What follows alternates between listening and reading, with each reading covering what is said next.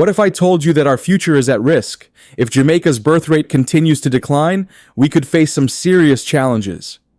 First, let's picture our schools. With fewer babies being born, classrooms will get emptier.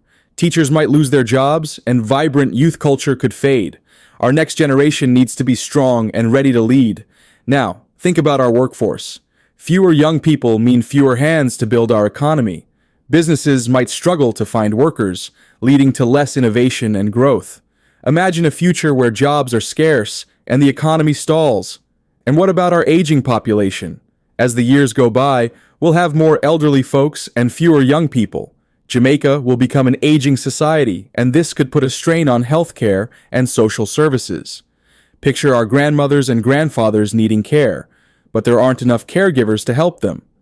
Communities may become quieter, with fewer voices to share stories and traditions. Our rich culture relies on the energy of youth, and without it, we risk losing our unique Jamaican spirit. But it's not all doom and gloom. We can change this story by supporting families, creating better job opportunities, and making our country a place where people want to live and grow. We can inspire more babies to be born. So, let's come together, Jamaica. Our future depends on it.